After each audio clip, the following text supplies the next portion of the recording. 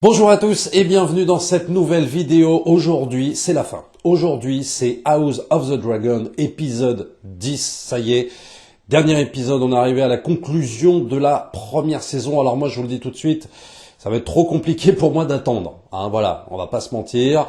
Attendre peut-être un an, voire un an et demi, je ne sais pas dans combien de temps sortira la saison 2. Mais là, très clairement, l'attente est insoutenable. Donc il va falloir que je lise le livre. Tant pis, c'est pas grave. Bon, alors évidemment, pas de spoiler dans les commentaires pour ceux qui l'ont lu. Toujours, j'insiste. Mais l'attente va être trop compliquée.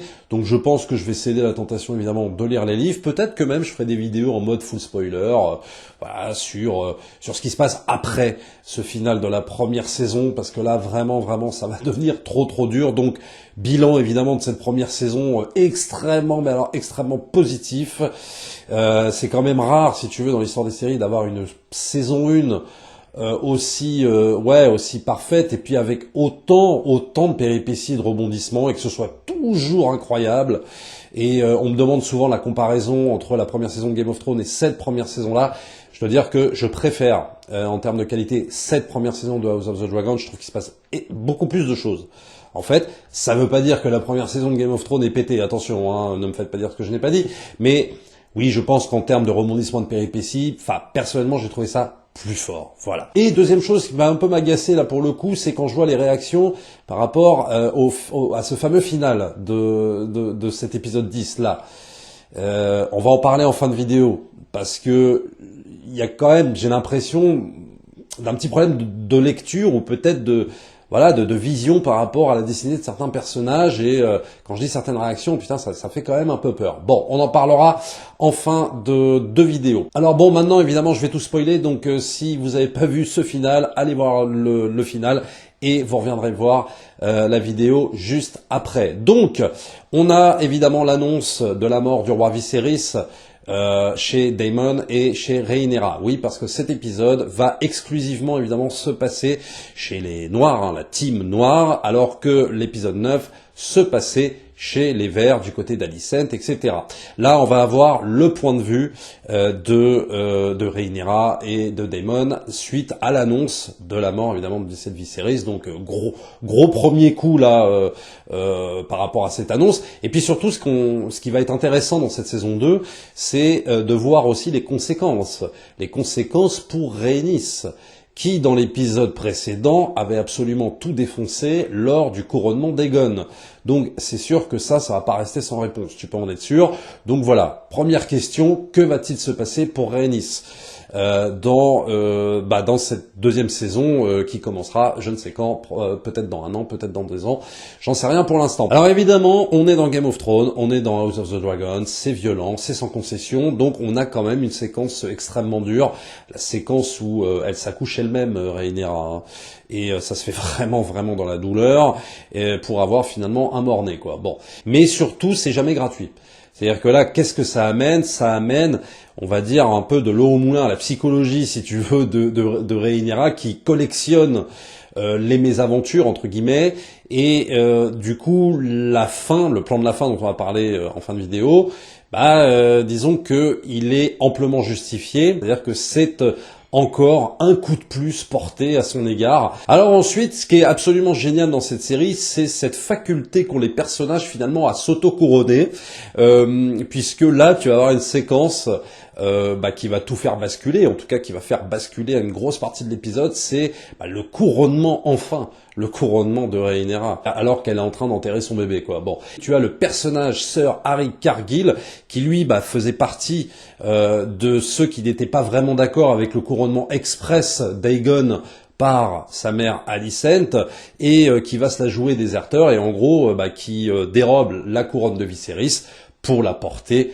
à Rhaenyra. Voilà, donc il lui jure fidélité. Donc grâce à ce personnage, Rhaenyra est couronnée reine, ça y est. Et donc de ce fait, tout va plus ou moins se précipiter, puisque tu vas avoir maintenant une réunion avec comment on va faire maintenant militairement pour aller forcer les Verts à se rendre, quoi, à capituler, quoi. Voilà. Donc on va discuter des différentes maisons qui vont pouvoir s'allier. Donc là, on évoque toutes les maisons évidemment évoquées dans Game of Thrones, les Tully, les Baratheon, les Lannister, Lannister, etc., les Stark. Donc ça y est, on est en plein dedans là, on est en pleine crise, on est en plein rappel de Game of Thrones. Alors après, gros point culminant de l'épisode, grosse tension, l'affrontement psychologique entre Otto, main du roi, et l'équipe des Noirs, c'est-à-dire Rhaenyra, Daemon. Alors, Otto, évidemment, qui cherche à négocier parce que, militairement, en tout cas en termes de dragons, ils sont clairement désavantagés. 4 dragons pour les Verts, et 13, ce qui est colossal, 13 dragons pour l'équipe des Noirs, pour l'équipe de Rhaenyra et celle de Daemon. Donc, on propose de négocier, et là, qu'est-ce qui se passe? Attention, Otto se la joue grand seigneur. Rhaenyra pourra garder Père Dragon. On reconnaîtra ses fils aux cheveux noirs non plus comme des bâtards, mais de véritables descendants. Et ces jeunes fils se verront attribuer des postes à la cour, blablabli, blablabla. Bon, il essaye de négocier comme il peut, Otto. Cet acteur est encore formidable. Qu'est-ce que j'aime cet acteur qui joue Otto. Je ne me souviens plus de son nom, je suis désolé. Mais vraiment, vraiment, j'espère qu'on va le revoir dans la saison 2, parce que vraiment, à chaque apparition, je kiffe cet acteur. Et évidemment, réaction de Daemon, quoi. Bon, lui, il est prêt à le défoncer. Ce que ne veut pas Rhaenyra.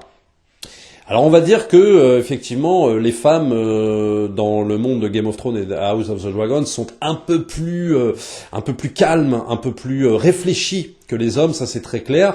Mais en même temps, on peut se demander, est-ce que c'est parce que c'est une femme?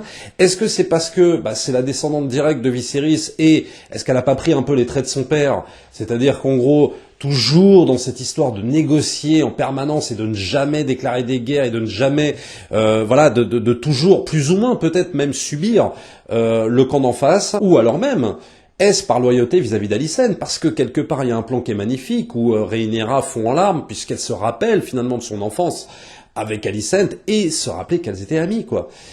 Et donc il y a tout ça qui se dessine dans cette scène, c'est absolument magistral, quoi. Voilà, sur le pont de Père Dragon, quoi, c'est vraiment, mais qu'est-ce que ça défonce en termes d'émotion, de dramaturgie, c'est absolument fabuleux, quoi. Mais évidemment, va ressurgir la frustration de Daemon lors d'une scène très très surprenante où Daemon dit clairement, non mais il faut arrêter de penser comme ça, quoi. Il faut y aller, quoi. Il faut aller les déchirer, quoi. Et Rhaenyra évidemment n'est pas d'accord, elle s'y oppose, elle continue à s'y opposer. Daemon l'étrangle, tiens, ça rappelle un fameux Star Wars épisode 3, tiens, dans la revanche des Sith, tiens, pourquoi pas. Et donc Daemon qui lui rappelle finalement de façon très lucide, parce qu'on peut voir ça aussi comme ça, on peut dire que ouais, Daemon, il est dur machin, mais en même temps il est extrêmement lucide, il lui rappelle que c'est pas comme ça que Viserys a gagné des guerres, quoi. Tu vois, c'est pas dans la diplomatie en fait. Bon, il a tenté toute sa vie d'agir dans la diplomatie, etc., mais ça n'a clairement jamais marché. Et est-ce qu'il a tort? Pas vraiment. Alors après, évidemment, personnage important, c'est le personnage de Corlys. Bon, on s'en doute, pour moi, on s'en doutait qu'il allait finalement rallier Rhaenyra, mais qu'il allait la rallier, c'est pas lui vraiment qui le décide, c'est plus Rhaenys qui l'influence. J'aime bien d'ailleurs le regard des deux femmes, si tu veux, entre Rhaenyra et Rhaenys. Rhaenyra qui regarde Rhaenys en mode, bon, je sais que ça vient de toi, en fait, la décision de Corlys de nous soutenir, quoi. Donc ça, passage important, surtout que Corlys a une victoire par rapport au degré de pierre, donc c'est pas négligeable. Alors quand on parlait l'autre fois, tiens, de mise en scène très très sombre, je crois que c'était il y a 2 épisodes. Je sais pas si tu te rappelles, mais tu sais, c'était l'épisode qui se déroulait, je sais pas, il y avait une demi-heure dans la pénombre. C'était pénible parce que on voyait pas grand chose. Alors je comprends la volonté de faire très réaliste, mais il y a un moment donné, quand c'est pas réellement justifié, ils auraient pu s'en passer. Là par contre, tu as tout un passage effectivement quand tu as Daemon qui vient réveiller le dragon. Là pour moi, oui, c'est justifié. Ce passage dans la pénombre, tu as quand même le fait de réveiller un dragon, le dragon qui se détache de la pénombre, qui envoie cracher ses flammes, et ça, pour moi, ouais, c'est une mise en scène totalement justifiée quand on veut la filmer dans la pénombre. Là, tu as clairement la présence du dragon qui se magnifie, en fait, par le fait de jouer avec la pénombre, et d'un seul coup, tu as un plan totalement éclairé par le feu, en fait, par le feu du dragon. Donc là, je trouve personnellement la mise en scène dans la pénombre beaucoup plus justifiée qu'auparavant. Alors quand je dis depuis le début que finalement toutes ces guerres depuis le début d'House of the Dragon, elles sont précipitées par la descendance. Eh bien on voit que tout ce truc de la descendance qui vient précipiter les choses dans la guerre, ça vient encore se confirmer dans cet épisode, puisqu'il est question effectivement d'effectuer des ralliements, et donc Rhaenyra envoie ses fils, donc l'aîné chez les Stark, le cadet Lucerys chez les Baratheon, et c'est là-dessus que ça va se jouer, puisque Lucerys va aller à d'autres dragons chez Boros Baratheon, mais malheureusement, tu as l'équipe des Verts qui a déjà, lui, anticipé les choses, puisqu'il va retrouver Aemon, qui lui est déjà aux côtés de Baratheon, voilà, qui lui a déjà promis des choses, etc. Donc Lucerys, il est clairement dans la merde. En plus, il se fait provoquer par un Aemon qui, finalement, ne supporte toujours pas d'avoir perdu un œil, donc il va encore le provoquer, Strong, machin, bon, le fameux Baratheon, il ne veut pas d'embrouille dans le palais, donc du coup, il les envoie jouer dehors, on va dire ça comme ça, et donc, grosse mise en scène, puisque poursuite à d'autres dragons, donc là,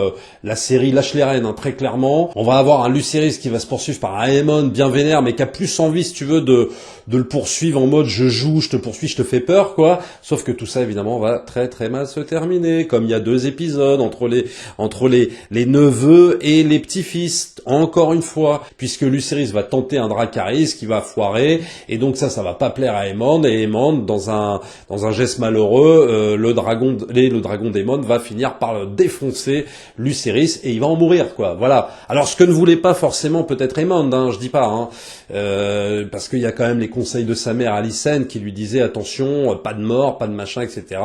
Hein, Alicent n'est pas complètement mauvaise, voilà. Et donc tout ça, évidemment, va précipiter Rhaenyra, non plus dans la négociation, mais cette fois dans la haine. Et alors, le plan est juste magnifique. Hein.